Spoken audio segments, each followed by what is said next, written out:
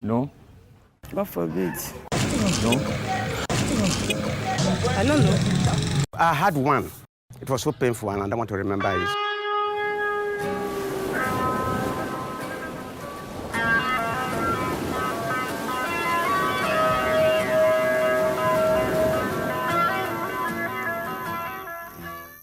Look, Abdul, you're making a big mistake. Leave me alone. You don't need to tell. Leave me alone. It's my life. You tell, huh? Then what? Huh? Then what? I can't continue in this self-deceit. Gaskiya, I can't. It's been over a week now. In fact, it's not fair. I need to let them know. Abdul, you need to let them know what exactly? That you tested positive with the virus? Yes, of course. Then what? They will hug you, give you a shoulder to cry on? Is that what you think? No, my friend. No one will give you that kind of treatment when you've got HIV. No one. But why? Why the stigma? Ignorance.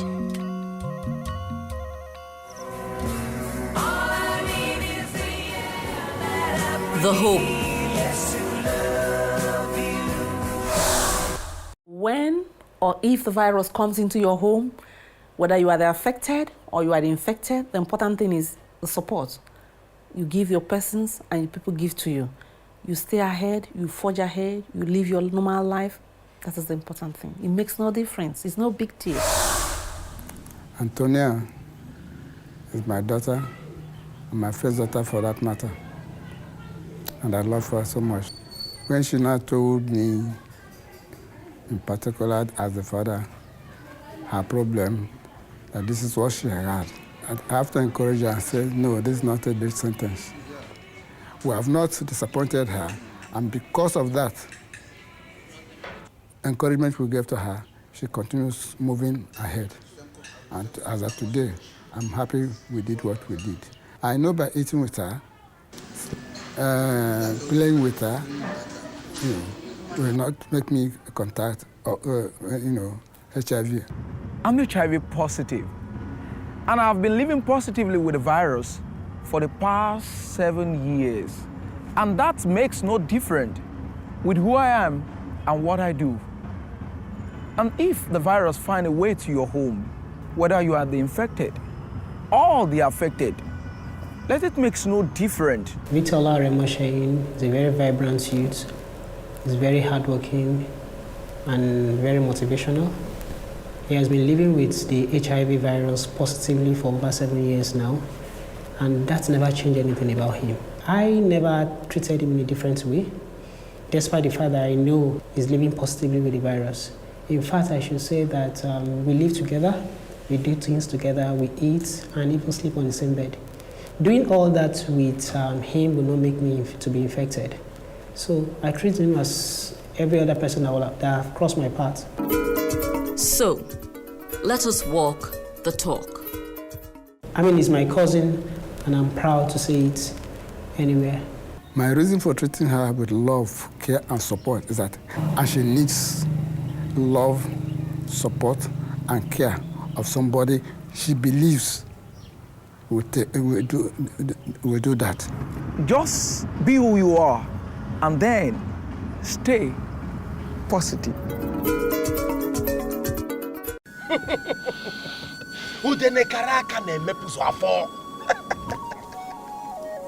One, my son, what can I do for you? Baba, you need to help me.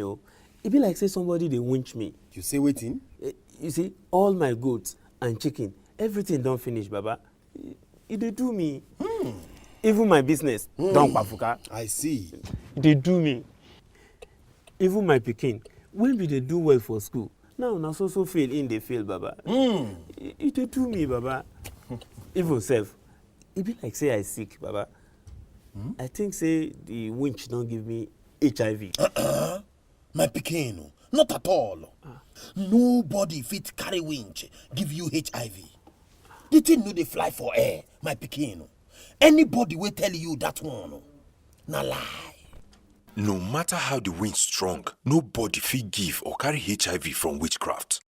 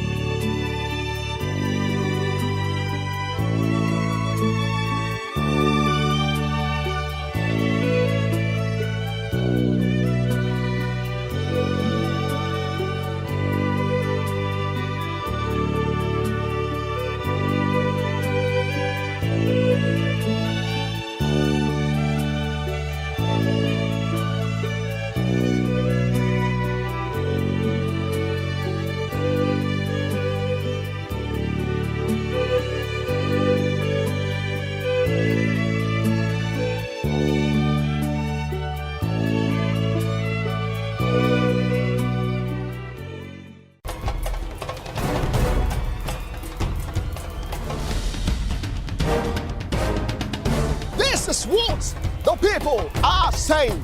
You don't run a big economy with generator. They need to do more in terms of energy and power. Many things to do for this Nigeria about lights, water, and new TT. For Nigerians that are not gullible, we know that good laws have done nothing good for this country. Buhari won the election convincingly. Talk to your husband that you should keep promise about what you said, and because people are watching you, you know, another election is coming. But some people will strong for Yoruba land, will be strong man. We don't die. This nation is moving forward. The best is going to take place. The people giving voice to the voiceless. Welcome to our dining program, The People, the program that echoes the voice of the people and even the voice of the voiceless. I'm your host, Emmanuel Ajayi. On the streets, we're sampling the opinions of Nigerians as regards the BVN verification number. Nigerians on the street are reacting. You could recall that last year, February 2014, Nigerians were asked to go and do their registration when the directive was given by the former governor of the central bank, Sanusi Lamido Sanusi. Let's go on the streets, find out what the people are saying. Also, we'll be looking at many issues as regards to the national development of the country. Let's go on the streets, find out what the people are saying.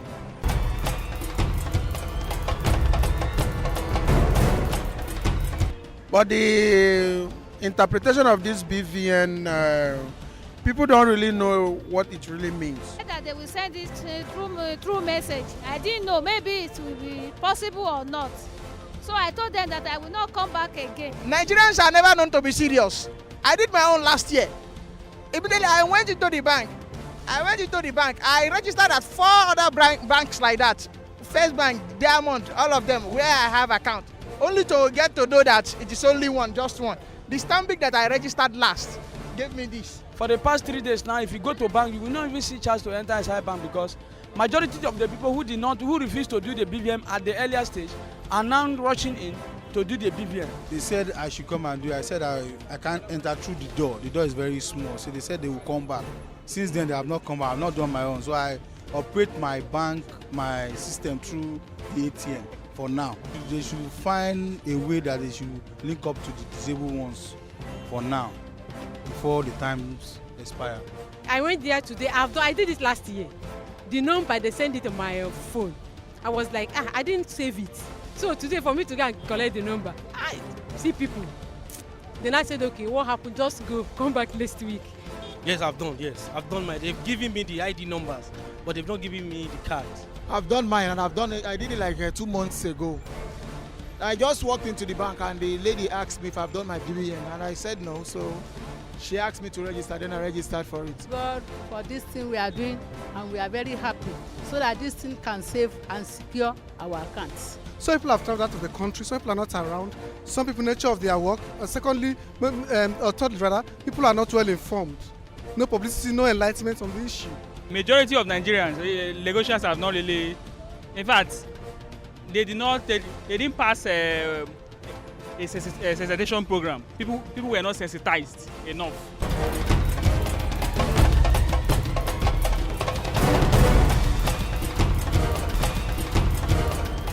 According to the report, it said that the rot of the previous government was somewhat that they need to put some place in order before they appoint a new minister. So that because if they appoint minister now and the system is not okay, it may contradict their job.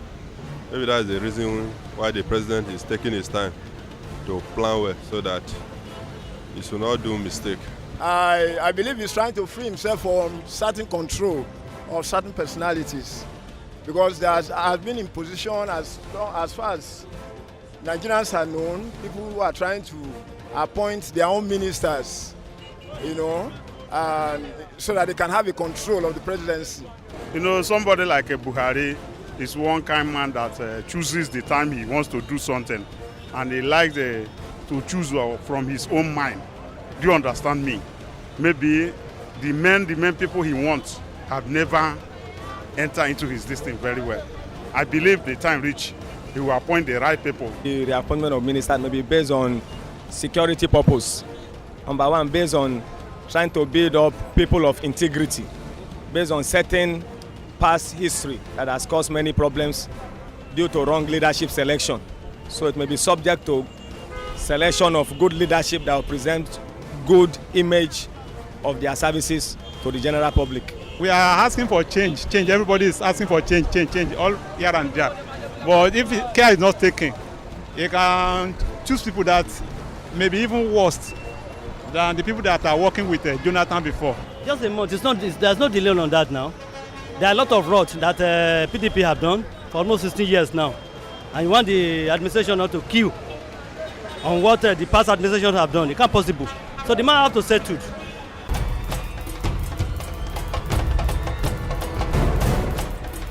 Tick says the watch. Tick, tick. What you have to do?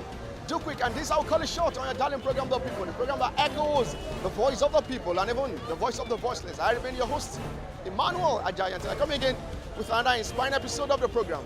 Keep it locked on Coretv News. Bye-bye.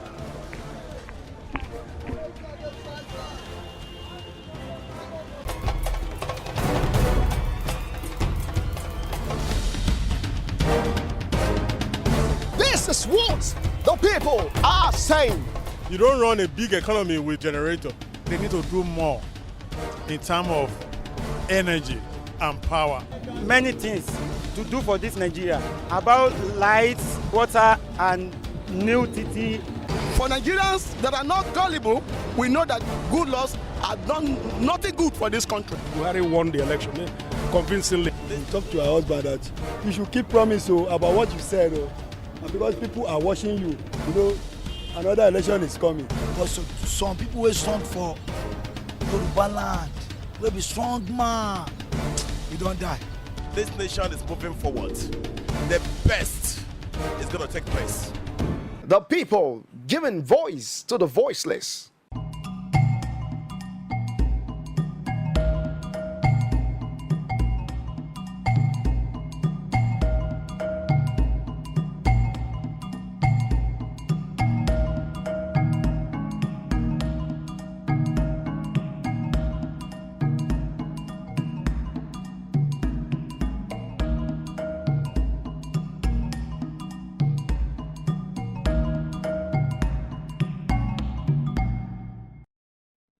What if I tell you there are two extremely, incredibly valuable times during Ramadan when if you make dua, you have a very good chance to have your wishes fulfilled?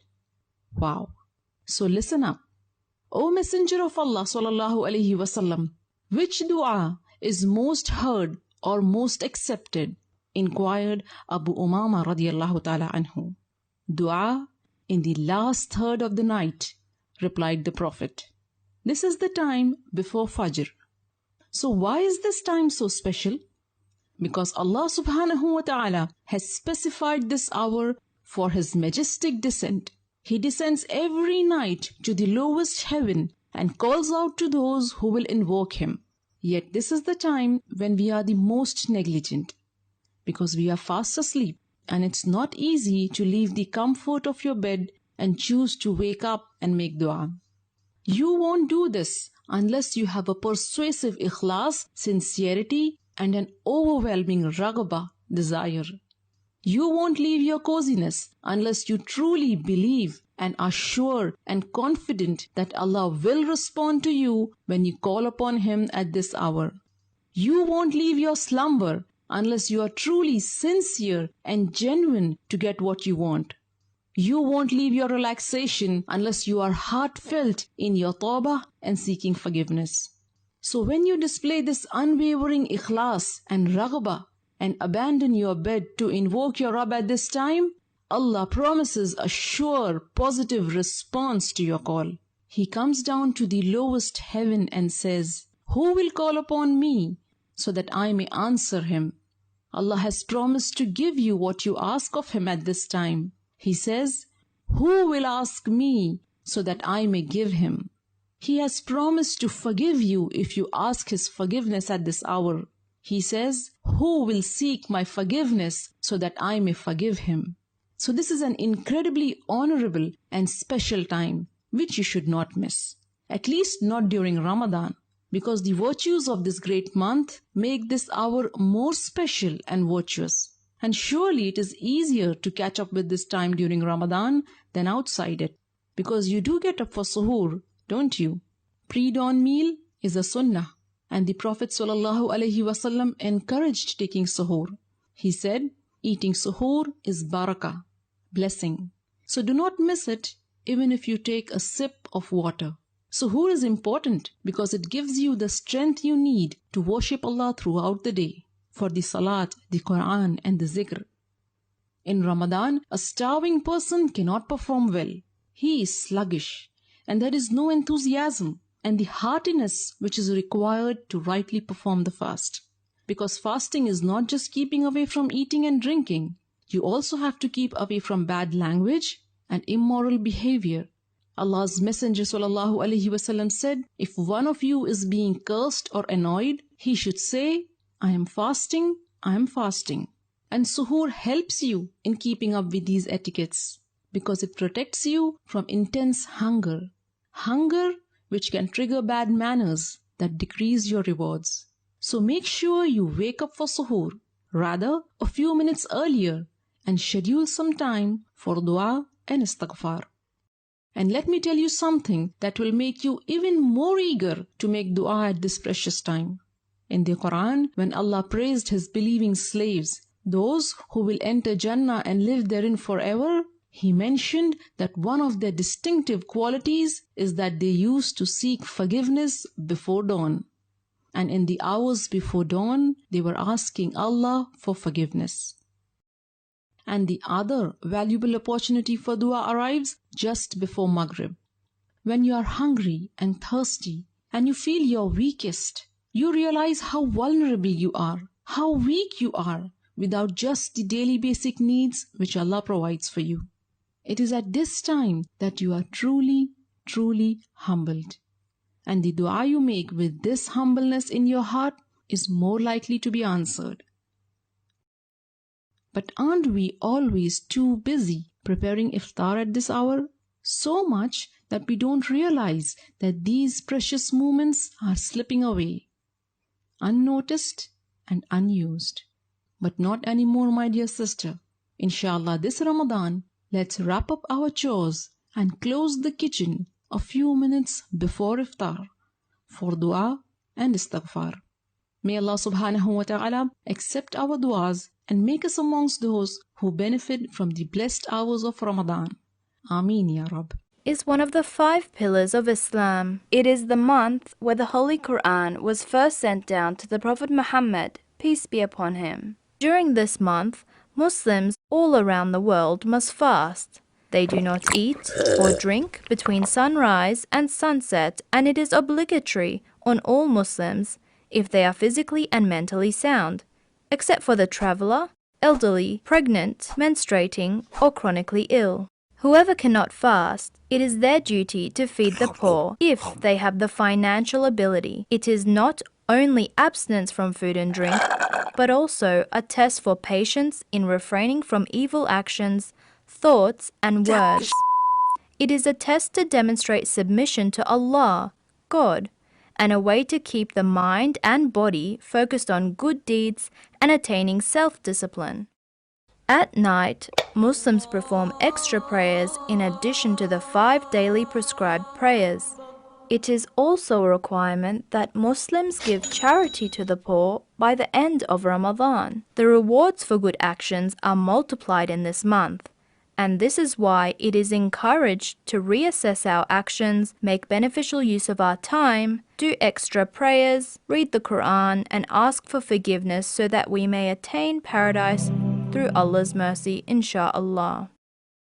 I want to send my very best wishes to everyone observing the holy month of Ramadan. This is an incredibly special time of year for Muslims at home and abroad, a time for charity, for contemplation, and community. First, charity. This is one of the things that Islam is all about. Here in Britain, Muslims are our biggest donors. They give more to charity than any other faith group. We see this spirit of giving all year round, from the mosques running sports clubs for local children, to the Muslim groups selling poppies for Remembrance Day, to those people from around the country who put their wellies on, rolled their sleeves up, and went to help the families hit hardest by this winter's storms.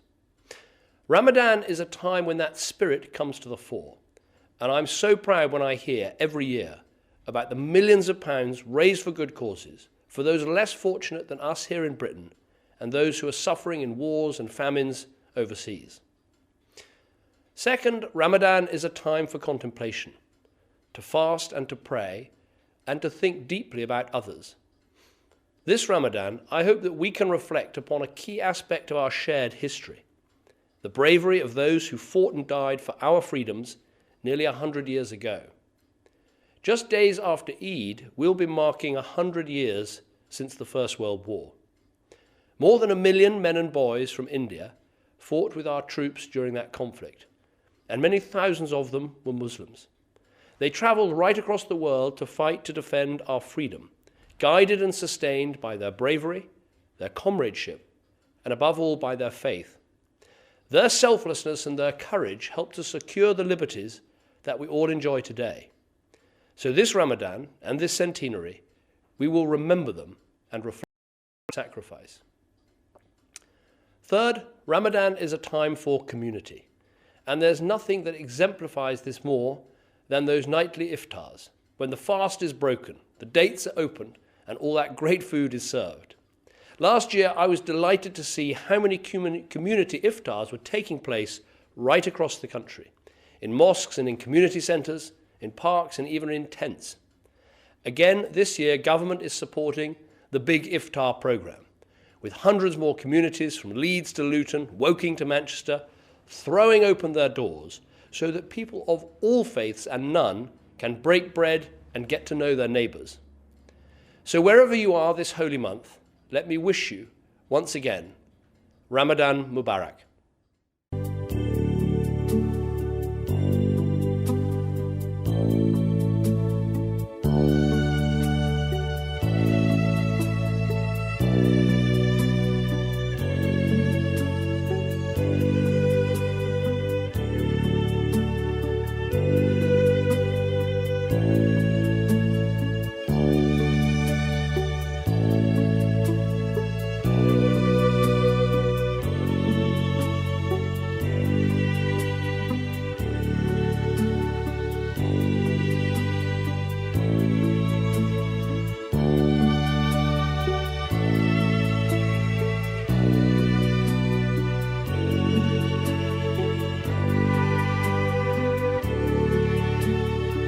ويجعلونه طائفا على قبره فينشأ وقد قر في قلبه عظمة ما يعزمون قد صار أعظم الأشياء عنده من يعتقدونه فنشأ على هذا الصغير وشاخ عليه الكبير ولا يسمعون من أحد عليهم من نقير. نعم. It's very unfortunate. Al-Imam Musonani is just narrating to us his experiences, what he saw in life.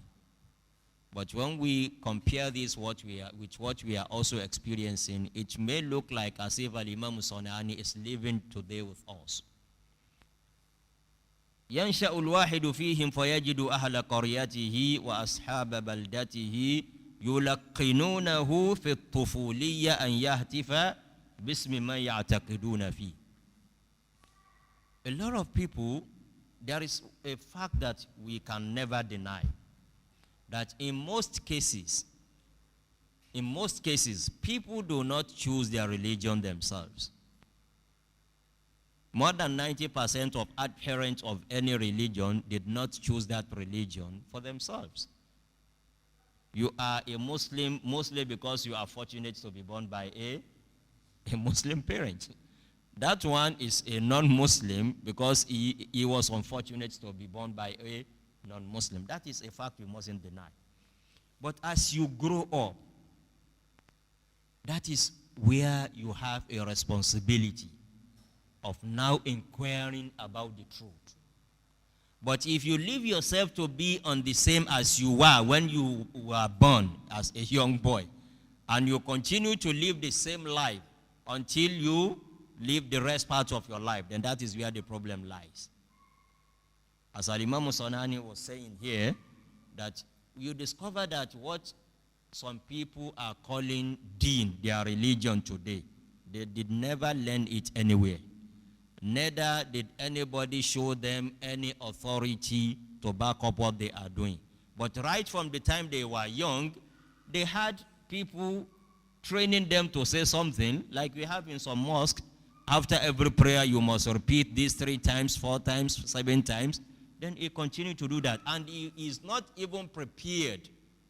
That is where the danger lies. If someone is not prepared to learn further, to know whether what I've been taught while I was young was right or wrong, then this is where the problem lies. So we are not denying the fact that in most cases, we must find people of our community doing something and we follow them doing it. But as we grow up, you have a responsibility. You know, that is why it is in Islam. It's settled that until you reach the age of puberty, you don't have any sin on you. Whatever you do, you are forgiven. But the moment you reach that age, then you have a responsibility on you. That is how you are gifted. That's why Allah has given you this faculty of reasoning. You don't just continue to say, because that is how I've been doing. Wajadna alayhi aba'ana. That answer, when you read Al-Quran Al-Karim, it always comes from believers or from non-believers. Go and check your Al-Quran Al-Karim. Wajadna alayhi aba'ana never comes from Al-Mu'minin, but it is a usual answer of the non-believers. So it's unfortunate that some people are still on Wajadna alayhi aba'ana and calling themselves Muslims. This is unfortunate. Please, if you found your parents, the elder ones of your community, doing what is right, good, follow them. But if you have discovered by asking for the authority of Sharia that, oh, I have been doing this for 10 years, we have been saying this for 20 years, but today Allah has blessed us by knowing that what you have been doing is wrong, it is from that moment that it becomes sinful for you to continue on that path. And this is what differentiates between a Muslim and a non-Muslim sometimes. When you have been doing something that is wrong, you met your parents, you met people of your community doing it, it may not constitute any sin or wrongdoing on your part because you did not know. But the moment you have an opportunity to know, and you know, then you mustn't hesitate to drop what is wrong and follow what is right that has an authority either in Al-Quran Al-Karim or in the Sunnah of the Prophet Sallallahu Alaihi Wasallam, so that you don't become, as Imam Sonani describes some people here, that nasha ala hadha sagir wa shakha alayhi al-kabir. That is how you are brought up when you are young. Then at the whole year you remain the same way without effecting any change in your attitude. That is very bad of a human being who has this ability to reason, not like an animal. That is why Allah subhanahu wa ta'ala will question Bani Adam, mankind and jinn, because you have that ability to consider what is right, to judge between what is right and what is wrong. May Allah show us the right path and give us the courage to follow same. الله غفور الله رحيم الله يحب المحسنين هو خالقنا ورازقنا وهو على كل شيء قدير. It's the second edition of the EDGE Series Student Summit. Join Emmy Award-winning CNN veteran Gina London, international leadership and experiential coach Richmond Johnson, Okpeyemi Awoyemi, Kabelo Makwane, Lanre Ainoff, Jimmy Tewe, Etop Ikpe, Samuel Eitayo. Guest appearance by MI. Theme: Driving a Digital Economy. Date: Thursday, 16th July 2015. Venue: Muson Center, Onikon, Lagos. Time: 9 a.m. prompt. Admission is free. To register, visit www.theedge.com.ng. Come learn practical steps on how you can use the digital space towards building a successful enterprise. This event is sponsored by NITDA, FCMB, Leadway Assurance, Nescafe, Jobraman.com, DealDay.com, Lenovo, Microsoft, Inspiro Consulting, Solutions Media, Media Partners, The Nation Newspaper, TVC, Radio Continental, Inspiration FM, Cool FM, Nigeria Info, Core TV News, and Hip TV. You can now watch Core TV News live from anywhere in the world on our website, www.coretvnews.com. Click on Live TV on our website and watch us live. And welcome to Core TV Primetime Days. To follow us on Twitter, click on Twitter icon on our website. On Facebook, click on the Facebook and YouTube to see all our previous news production. You can also watch us live on YouTube. Click Core TV, leave a space, then News. Core TV News, a 24-hour news station.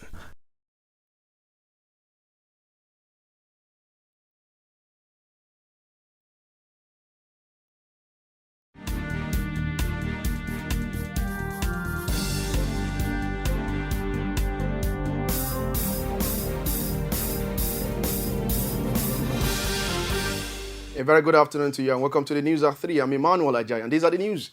We're filing out this hour. They bring back our gas protesters stage a walk to the presidential villa in Abuja in a protest to the return of the Chibok girls. This is the first time the campaign group will resurface after the elections. The campaign group are currently meeting with the President Muhammadu Buhari on the issue. We'll bring you more details in our subsequent bulletin. 3 persons have been confirmed dead when 2 suspected female suicide bombers detonate bomb at Sabon-Geri Market in Damboa local government area of Borno State. The police commissioner, Aderemi Okpadokun, told journalists in Maiduguri that 5 others were injured. The incident took place at 11 a.m. on Wednesday.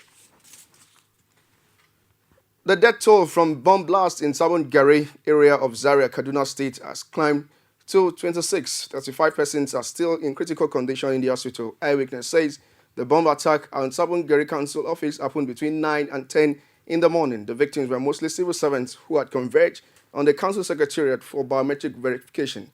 Amina Aniebi has more in this report, presented from our studios. This is the spot where the deadly blast occurred in the Sabon-Geri Council office. The bomb victims were awaiting biometric verification when the explosion went off. An eyewitness claimed that it was the handiwork of a female suicide bomber.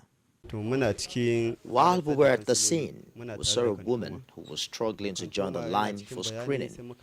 All of a sudden, we heard a noise. All we could see were dead bodies. About 21 people were confirmed killed on the spot, while about 5 others died from injuries they sustained in the attack. 35 survivors are still receiving treatment at the Ahmadu Bello University Teaching Hospital. The hospital authorities have since confirmed the number of victims. Newly sworn in interim council chairman Mohammed Usman says residents are still struggling to come to terms with the tragedy. There was a screening of about 10 local governments opening here. So for the past 2 weeks, the place has been very crowded. And incidentally or coincidentally, today we came to the Zoom office. I was addressing my colleagues, my well-wishers that accompanied me to the office. Then we had an explosion. So we are told that we thought it was a dengon, maybe a normal dengon. So somebody told us that it was a bomb blast. Officially, in my presence, the CMD of the Ahmadu Bello University was telling the governor that when the governor came here in the morning, they told him the death was about 21 people. But at the hospital there, the CMD in my presence, he was confirming to the governor that the death toll has risen to 25 and the casualties were 35. One of the earliest visitors to the bomb scene was Governor El Rufai, who has advised residents of the state to avoid crowded places. It is now within our own very domain. It is time for Nigerians, particularly northern political leaders, northern traditional leaders, northern religious leaders, to come together and have a convergence of forces that will end this violence once and for all. 32 victims of this bomb blast were brought to the accident and emergency unit of our hospital in the morning today. Few of them were critically injured, precisely about two of them were critically injured. The remaining 30 had moderate degree of injuries, and some even had minor injuries. When they arrived, before they came to the hospital, we had information that the bomb blast had occurred in Zaria. So we mobilized our staff to come to accident and emergency. He also introduced new security measures to prevent a reoccurrence. Kaduna State Governor Nasru El-Rufai has banned beggars and street hawkers aftermath of Tuesday's bomb blast in Zaria. The Special Assistant to El-Rufai Media and Publicity, Samuel Ariwan, said in a statement that the ban takes immediate effect. He explained that the ban was part of special measures introduced by the state government to ensure security of lives and property. The government threatens to arraign any beggar or hawker found on the street until these measures are relaxed. He also mentioned and maintained that the ban on motorcycle is still enforced. As the people of Plateau State are still reeling from the recent twin blasts that claimed several lives in Plateau State, Command has called on members of the public to go about their normal businesses because enough measures have been put in place to forestall recurrence of the sad event. The police commissioner, Nasiri Oke, said 42 lives were lost in the blasts, while 50 are currently receiving treatment in the various medical centers in the state.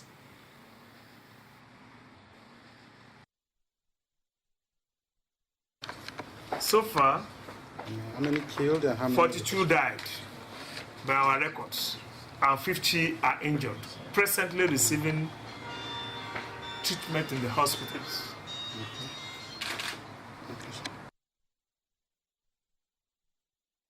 In the police account of job attack, the police boss called on members of the public to be vigilant and report immediate effect any suspicious person found in their vicinities. Unfortunate twin bomb explosions that occurred in Jos City on the 5th of July 2015 at about 9:20 hours. The Plateau State Police Command sincerely commiserates with the government of Plateau State, the good people of Plateau State, and the families of those who lost their lives and property during the incident. This is also to intimate the members of the public on the update of the unfortunate incident that the first explosion, which detonated by two female suicide bombers, occurred in Shangalinku restaurant along Bauchi Road, Jos. Clerk of the National Assembly, Salisu Mekwaswa, on Tuesday declined comments on his interaction with police team that investigated the complex as part of investigation into the alleged forgery of the Senate rule. He was accosted by journalists shortly after he led the management team of the complex to pay a courtesy visit on Senate President Bukola Saraki. Mekwaswa held his fingers to the lip and told National Assembly correspondent that he has nothing to say on the meeting with police detectives. The clerk has earlier pledged the commitment of the bureaucrats in the legislature to the success of the 8th Senate. Senator Saraki, for his part, urged the management of the National Assembly complex to change policy of the ruling party and the new leadership of the legislature. The Economic and Financial Crime Commission has arrested a former governor of Imo State, Chief Ikedio Hakim, and former governor of Adamawa State, Murtala Nyako, and his son Abdulaziz. Investigation revealed that operatives of the commission arrested Nyako's and son on Anu Hakim on Tuesday evening. An operative of commission who spoke on the condition of anonymity said the two governors and Abdulaziz were being held by the commission for corrupt-related offenses. The head of media and publicity of EFCC, Wilson Iwajere, confirmed the arrest of the two governors and Nyako's son. He said Nyako and his son Anu Hakim were billed to appear in court on Wednesday. The National Drug Law Enforcement Agency has intercepted the sum of $2,198,900 of money seized by anti-narcotic officials on the ground of suspected money laundering at the local wing of Murtala Airport, Lagos. 146-year-old Ibiteye John Bamidele is being investigated in connection with the case. The suspect was apprehended on his way to Abuja. Preliminary investigation conducted by the Asset and Financial Investigation Directorate of the NDLEA revealed that Ibite's action is in contravention with the Money Laundering Prohibition Act of 2011 as amended. He alleged that the money belongs to one Dr. Martins Olufemi Thomas, a medical practitioner in Lagos. Investigation conducted by the agency did not link the money to proceeds of narcotics. However, a country having insurgency challenge cannot afford to ignore suspicious movements of large amounts of money. We'll now take a quick break and we'll be back with more. Do join us again. Every day, every hour, and every minute, news break in Nigeria. Things happen so fast, it's most times difficult to track and comprehend them.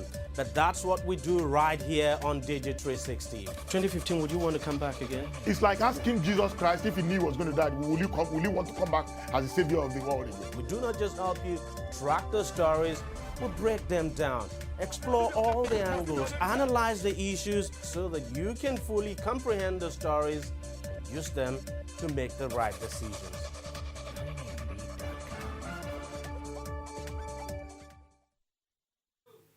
Welcome back. For more of our news and other stories, do visit our social media platform at facebook.com/Coretv News. And also on Twitter at Coretv News NG. Watch us on YouTube, youtube.com/Coretv. Leave a space, the news. 7th of July makes it 17 years since the demise of the acclaimed winner of the June 12, 1993 presidential election, Moshood Abiola. In an event to commemorate the day, members of civil society have called on the federal government to posthumously declare him as president of the country. Abiola Oluwole, who was at the residence of the late Abiola, venue of the commemoration of the anniversary, have this report.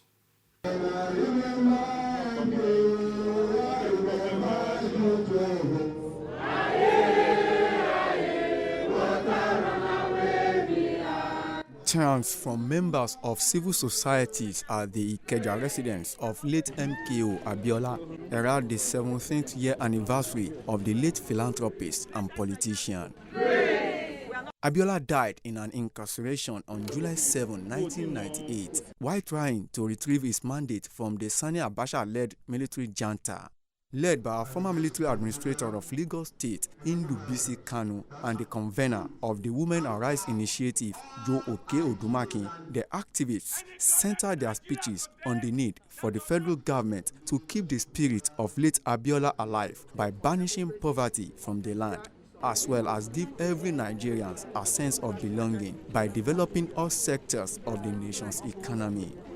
On June 12th, Nigerians actually had a referendum, not just an election. The referendum for military rule to cease, a referendum for democracy to resume, not reinvented, and a referendum for one thing more, for which MKO was very much committed, and that is going back to a federal Nigeria where I think the voting, even though tribe and tongue maneuver, will stand in brotherhood and sisterhood.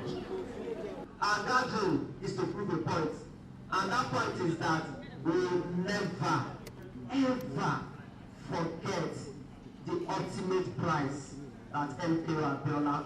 Speaking on behalf of the Abiola family, a daughter of the late business mogul, Hafsat Abiola Castello, called on the ruling class to place premium on the yearnings of Nigerians instead of pursuing personal gains.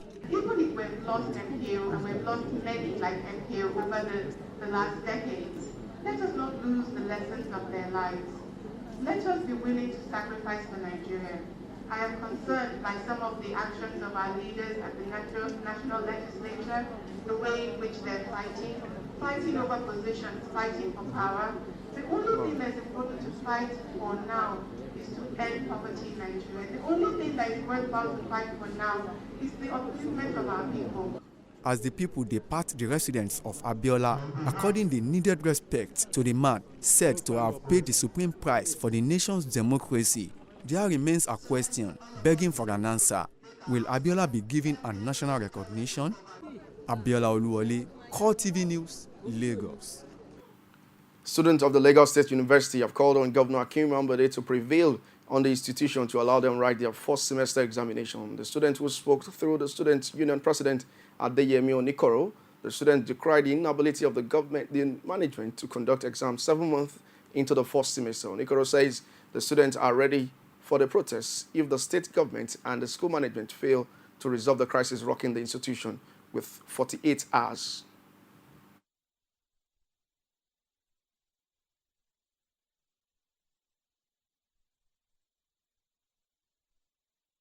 It is in this light that the Lagos State University Student Union hereby issue a 48 hours ultimatum to the management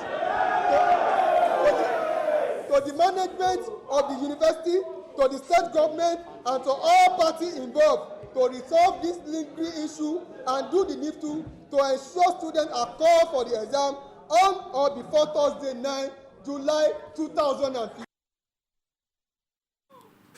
Fresh crisis may be rearing its ugly head in Ekiti State this time around between the state government and Ado-Ekiti market women. The state government ordered traders of the Bont or Joba market to relocate elsewhere, which the women had heard to. But trouble started when the state government says the lands taken by the women are not approved, leading to the arrest of the market women leader, accused of collecting money from the women for illegal allocation of land amounting to 93 million naira. Rashid has more in this report. The past government of Coretv has tried all means to relocate traders from the Ojaba market, all to no avail. But with the inferno that ravaged the market, the traders had to move to places earlier allocated to them. One of the new sites is the textile market. The woman in the eye of the storm, Waye Osho, says contrary to government's claim that they own the land, she says the land was leased to them by Odua Group of Company, saying the state government only acted as guarantor. Land firstly belonged to Odua, and Odua has for long released it to Ekiti state government. We own the land. Nobody can give our land to anybody anyhow. Governor Fayemi. It was Governor Fayemi that stood as guarantor for us at Odua Group of Company. I signed for the land lease on behalf of other market women. The state government further accused the Yaloja of extortion from her members, but Waye Osho says it's a contribution made by members to erect their shops. These market women openly declared that they paid. Some said they paid 12,500, and some said they paid 19,000. 12,000. We not feel better. Don't finish share one. The women contributed 12,000 naira each to construct their shops. They paid to the heads of their different trade units. They did the job as a self-help project, and the association was okay with it. The Yaloja has been released from detention. Her counsel, however, decries this move as witch hunting because of the political leanings of the Yaloja. That woman of that age, what would have warranted in this modern age putting that woman behind bar in a criminal proceedings? When there is an accused, there must be an accuser. We can only see the accused, we can't find the accusers. Who are the people accusing this woman of stealing their money? It is strange. And if you continue in this trend in this state, I fear we are doomed. Now that the state government is at daggers drawn with some section of traders, this is another ego battle loading, if the words of political pundits is anything to go by. Rashid, Coretv News, Ado-Ekiti. The Federal Road Safety Corps in Imo State says it's putting measures in place to ensure reckless drivers no longer have a field day on the road in the state. The sector commander, Godwin Omiro, spoke to Coretv News on the measures of addressing the alarming rate of tanker explosion and accident. Ajibade Awofeso has more in this report. The FRSC Imo Sector Command has vowed not to allow recklessness of tanker drivers go unpunished. This followed from a meeting with the national leadership of the Petroleum Tanker Drivers, PTD, where all stakeholders agreed on the conduct of drivers on the road. And for one to invest so much on the road and hand it over to an untrained driver who does not even understand the rules of the road, the signages on the road, what to do when climbing, a steep, or when descending a steep, or when negotiating a bend and all that. That is the problem. And we are taking it out. Across the Commercial Materials Executive and issued an order that such vehicles should be arrested and prosecuted. The sector commander, Godwin Omiko, says the to enforce all agreements reached at the meeting. He also called on business owners to ensure that vehicles plying the roads are roadworthy. The The fleet operators must do their work. The safety managers in the fleet operators must do their work, ensuring that the vehicles are in good condition, that the tankers are in good condition. They are not leaking, the brakes are working, the wipers are good, the tires are good, and more so that the driver who is taking this vehicle from one point to the other is also in the best frame of mind. He as well restated the call for traders in traffic, roadside markets and illegal parks along the highways to desist from the practice due to the dangers inherent in such practices. Ajibade Awofeso, Coretv News, Owerri. Residents of Ute and Wagwa community in Edo State are demanding immediate action from the authority of the Benin Electricity Distribution Company for restoration of electricity supply to the community so that they can bounce back from economic doldrum that lack of electricity has brought the state. Our Edo State correspondent has more in this report presented from our studios. While speaking to newsmen on the 5-month blackouts in both communities, Samuel Ode and Antonio Garike said they decided to embark on a peaceful protest to drive home their point about the return of their transformer, which was initially procured by the communities. They alleged that they took away the transformer serving the community due to the indebtedness of a few people.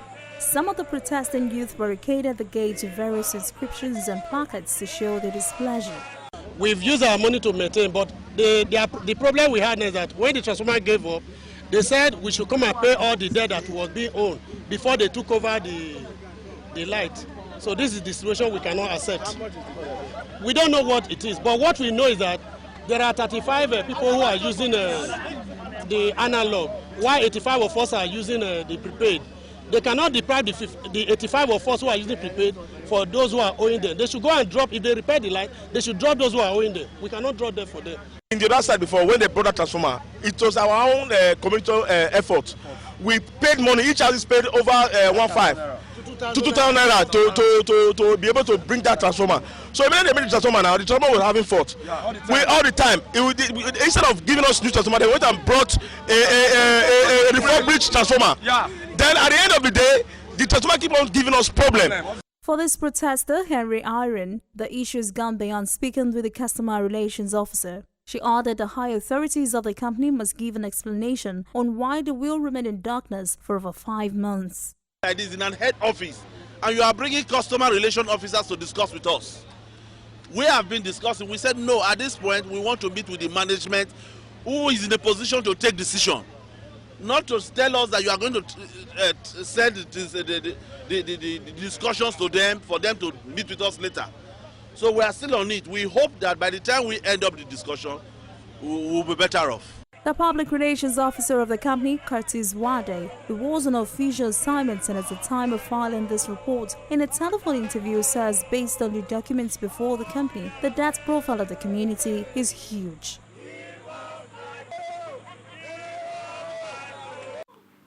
The Plateau State Ministry of Health has on Monday disclosed that 167 cases of cholera has been recorded with 8 deaths since May 2015. The 2 local government area of the state, Ibrahim Gonto, the Director of Primary Health Care and Disease Control, made this disclosure in an interview with newsmen in Jos. Gonto said 134 cases and 6 deaths were recorded in Jos North, while Jos South had 33 cases with 2 deaths. The ministry had put measures in place to contain the incident and reduce the death rate, adding that cases of cholera outbreak were usually rampant between March and September. The director also advised them to wash their fruits with salt and water or vinegar and imbibe the culture of hand washing with soap or ash. They also must keep their toilets and latrines and environments clean. We'll take a quick break and be back with more. Do join us again.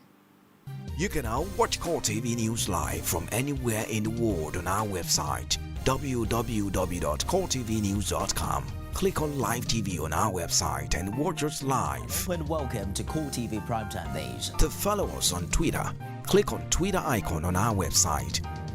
On Facebook, click on the Facebook and YouTube to see all our previous news production. You can also watch us live on YouTube. Click Coretv, leave a space, then news. Coretv News. a 24-hour news station. Welcome back now to Assad, Nigeria. At least 14 people have been killed and several others injured in a gun attack near the military camp at Kenya border with Somalia. It's believed that the victims were workers from local quarry of Mandera country in the northeast of the country. Residents say that they had 2 explosions followed by heavy gunfire in the middle of the night. Military group Al-Shabaab, which operates out of Somalia, confirmed it carried out the attack. Mandera Country Commissioner Alex Okoyo told AFP that people were sleeping when the government struck. Kenya Red Cross said it's sending an aircraft to the scene to fly the injured to the hospital in Nairobi. And that's a wrap on Coretv News at 3. I'm Emmanuel Ajayi. Bye for now.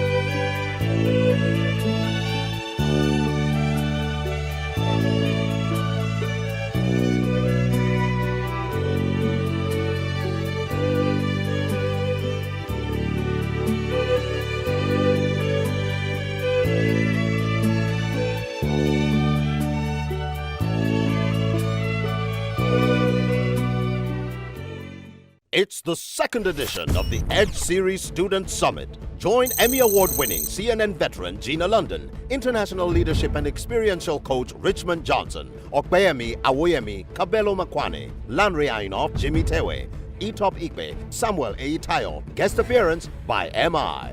Theme: Driving a Digital Economy. Date: Thursday, 16th July 2015. Venue: Muson Center, Onikon, Lagos. Time: 9 a.m. prompt. Admission is free.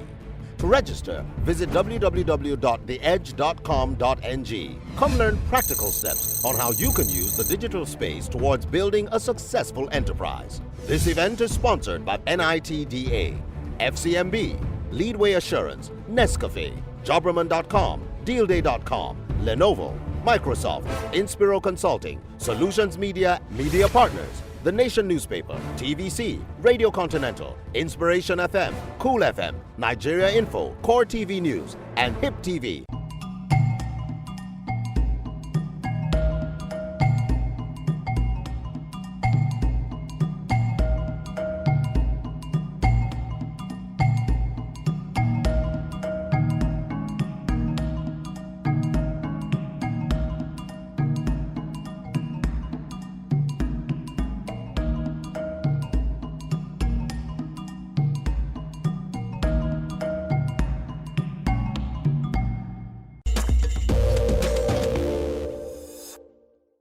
Welcome to Bodyworks, the fitness, wellness, and lifestyle show.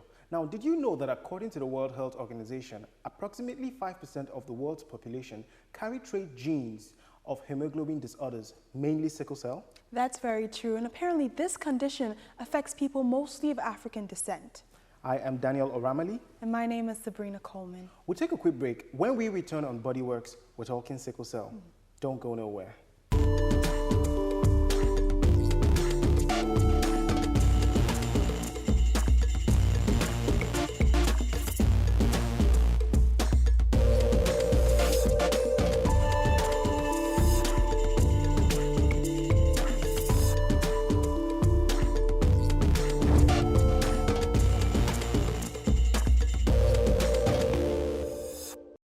Welcome back. Today we're going to be discussing sickle cell, and we have with us Dr. Lanre Ajayi, a general practitioner at a private practice. You're welcome to the show, doctor. Thank you. So I do have one question. Is the name sickle cell derived from the fact that, I guess, the red blood cells are sickle-shaped? Yes, when you have a blood film, and you look at the blood film under microscope, what you see there, you see some, the normal red blood cell is supposed to be in circular or spherical form. Okay. But what you see in sickle cell, you see the cells appearing like a sickle. So the name is derived from the appearance of the red blood cells in the blood smear. If a parent is AS, so if one parent is AS, the other parent is AS, what is the likelihood of them having, because it's genetic, essentially, so you get it from your parents. So what's the likelihood of them having a child that's a sickler? Thank you. There is 25% chance that every child born we have be a sickle cell patient. I was like 1 in every 4. 1 in every 4, but it doesn't really sound like 1 in every 4 because that 25% chance, maybe the luck of the parents in the 4 conceptions, such that all their children can be sickle cell patients. True. Yeah. Now, could ignorance be a reason why in Africa it's still prevalent? Like, is there something that we can do? A number of things are responsible. In my opinion, I believe that prevention is better than cure. Okay. Now, a number of things could be responsible. Ignorance is one of them, like you have said. Yeah. And also, some people, they know that they are AS, their genotype is AS. But they would. And they will still go ahead, despite knowing that they are AS, they will still go ahead and marry another person or get involved in a serious relationship. Yeah, I was going to say that. Can you blame them? Can you really blame them? Not really. Well, it depends on their exposure. Okay. If they have actually been taught about the consequences of their actions, many of them will not have gone into such. Now, that is one aspect. Also, some people don't even know their blood genotype at all. Okay. They just marry over that their children are sicklers, sickle cell patients. And have you, so just going to your experience and with the sickle cell, do you think the numbers are reducing? Do you think people are becoming more aware? Yeah, or are they increasing? Yes, people are becoming more aware.